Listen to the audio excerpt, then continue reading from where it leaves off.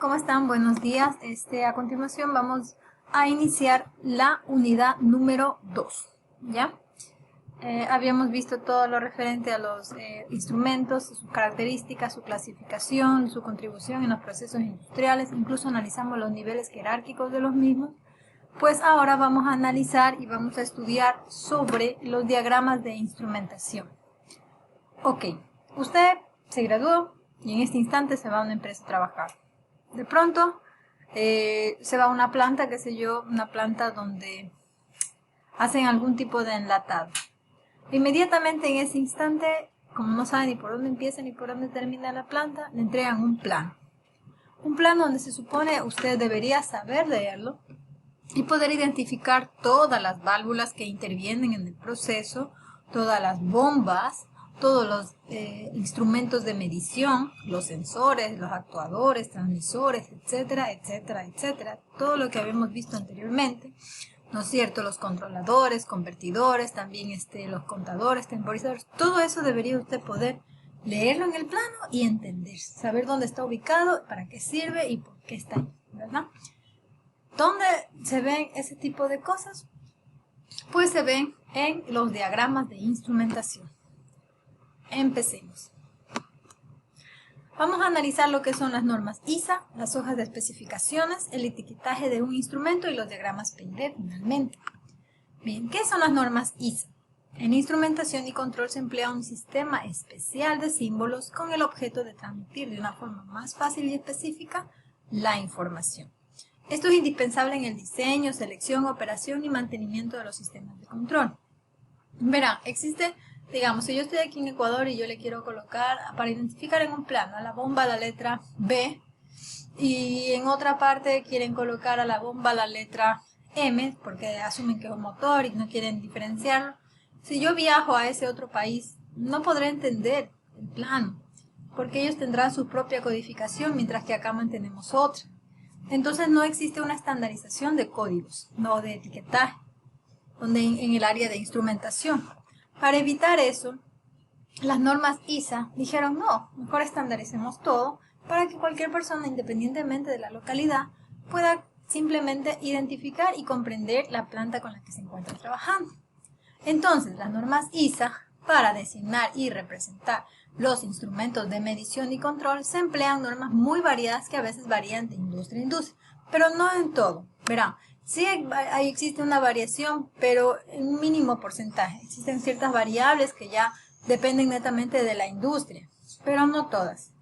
Pero ellos se implementaron se realizaron estas normas ISA para poder estandarizar estos elementos, estas nomenclaturas. Entonces, esta gran variedad de normas y sistemas utilizados en las organizaciones industriales indica la necesidad universal de una normalización en este campo. Como les decía, si cada quien tiene lo suyo, cuando viene otra persona, un especialista de otro lugar, otra localidad, para quizás aportar o apoyar o realizar un nuevo proyecto, no va a comprender nada de lo que se trabaja en la otra localidad debido a que tiene otras normas. Entonces, para ellos se estandarizó.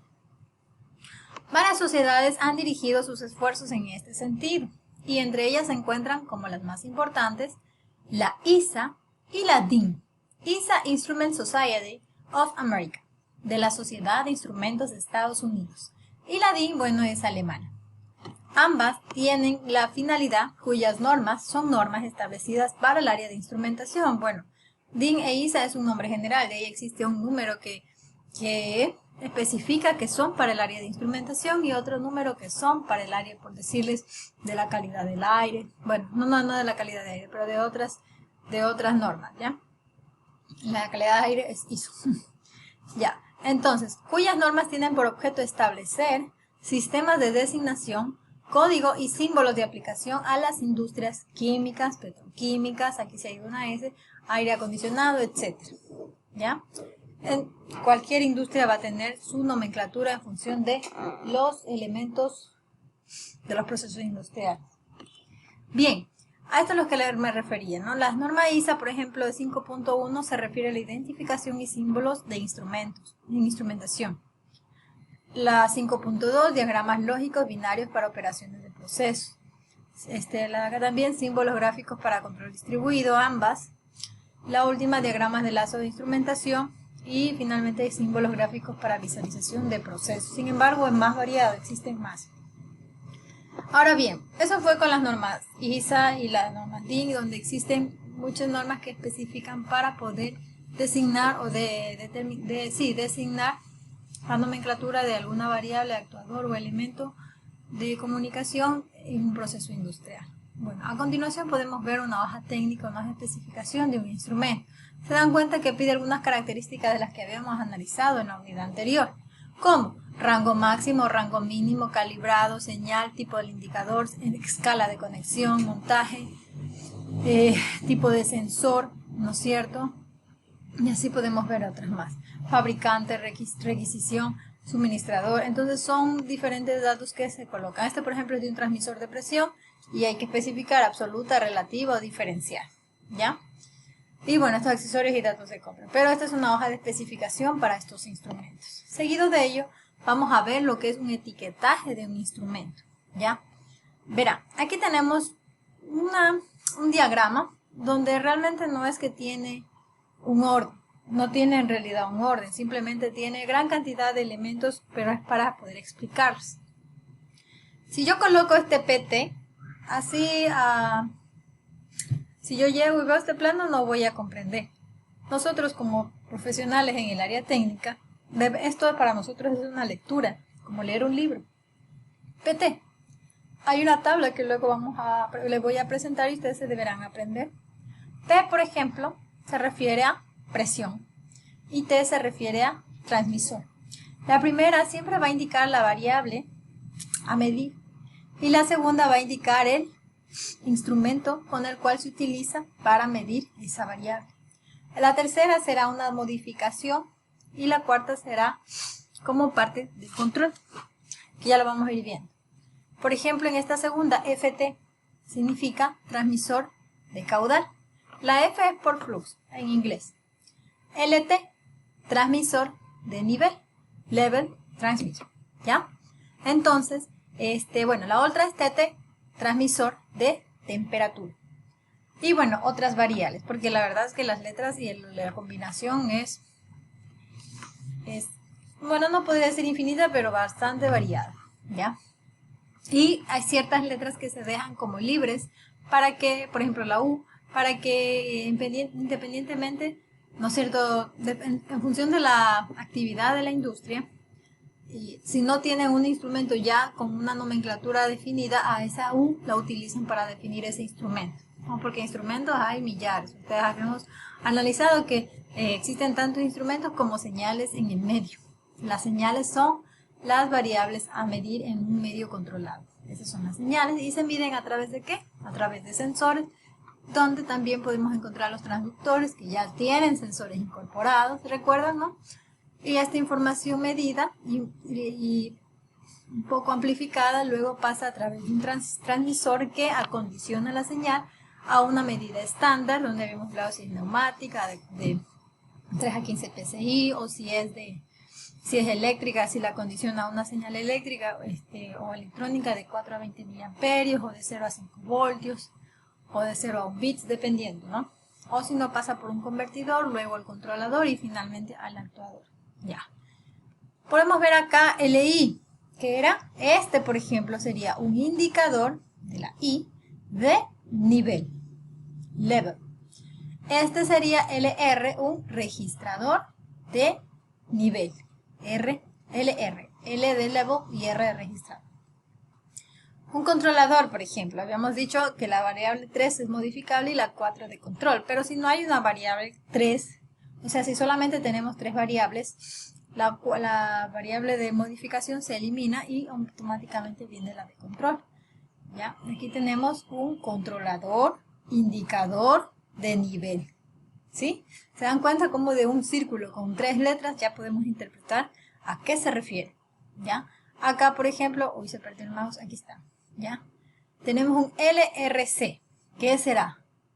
¿No? Ya, muy sencillo, ¿verdad? Tenemos un controlador, registrador de nivel. ¿Ya? Aquí tenemos un actuador. ¿Qué es un actuador? Por ejemplo, una válvula. Una válvula porque yo puedo controlar que abre o cierre su compuerta. Incluso existen aquellas donde yo puedo permitir que la apertura de la misma sea por grados y no sea completa o cerrada por completo, sino que sea una apertura parcial por grados, ¿no? Eso depende ya del dispositivo, el elemento actual que se compre, pero así se lo puede interpretar. Bueno, tiristor, convertidor. Mira, aquí tenemos un convertidor. Este es un convertidor de corriente a presión o viceversa. Recuerden que un convertidor o el transmisor también ya lleva la señal que se midió, ¿no es cierto? La lleva a una señal de medida estándar, donde puede ser neumática, donde puede ser eléctrica, electrónica, ¿sí? Es importante entender eso. Bien, ahora, ¿cómo podemos hacer para poder, lo que yo les mostré fue uno de los ejemplos para poder dar una nomenclatura a la función de un instrumento de medición, junto con su variable a medir. Pero existen muchas normas, y algunas cuantas que vamos a leer. La primera tenemos, cada instrumento debe identificarse con un código alfanumérico o numérico de tag number, que contenga el número de identificación del lazo. Una identificación representativa es la siguiente. Por ejemplo, TIC 103 es la identificación del instrumento y este 103 es del lazo. Ya vamos a ver que en un proceso de control, no es que los instrumentos todos intervienen en un mismo lazo de control. Un solo proceso, un solo subproceso puede tener gran cantidad de lazos de control y cada uno generará un resultado que se complementará finalmente. Por ejemplo, este T, transmisor, temperatura 103, TIC, bueno, ya hemos hablado. Entonces, ¿qué estamos diciendo aquí? La identificación del lazo, identificación del instrumento, el número de lazo, la identificación funcional, la primera letra y letras sucesivas. Verán, voy a explicar mejor este cuadro. La primera podemos ver si tenemos las tres y un número y la identificación del instrumento como tal. Aquí estoy ya diciendo a qué instrumento se refiere, cuáles son las funciones del mismo y el número de lazo o de la familia a la que pertenece. En la segunda línea estoy indicando la identificación del lazo. Por ejemplo, la primera letra, ¿a qué se refiere? Temperatura. Habíamos dicho que siempre la primera columna o la primera letra indica la variable a medir. El tercera, el número, me indica el número de lazo, la familia de lazo de control donde se encuentra. ¿Dónde estás? Cuarto, identificación funcional. Bueno, todo. El controlador, indicador, temperatura. ¿Y cómo sabemos cuál es la primera, la segunda, la tercera, la cuarta letra? Pues la primera letra, y aquí tenemos letras sucesivas, se le llama. Siempre la primera letra es la letra de la variable a medir. ¿Cuál es la variable a medir? Las señales que están ubicadas en el medio controlado. Temperatura, puede ser corriente, puede ser ruido, puede ser el viento. Todos son señales a medir. O incluso una señal digital también. Pero son señales a medir que están en el medio. Un medio controlado porque ese es el medio que yo estoy estudiando. ¿Ya? Letra sucesiva, pues la que les continúo. Pero la primera siempre se llama.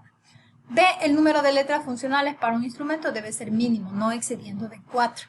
Lo que máximo van a encontrar ustedes aquí en un grupo de letras donde indiquen pues el nombre de un instrumento, va a ser 4.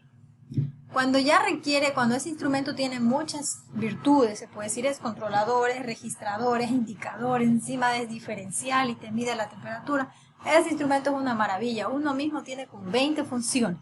Cuando se hace eso, por lo general se reemplaza todas esas letras por una sola letra que ya la vamos a ver. Entonces siempre deberán encontrar máximo 4 letras ustedes, ¿ya? Eso sería por hoy todo. Bueno, el video 1, por favor, ya les voy a presentar el video 2. Gracias.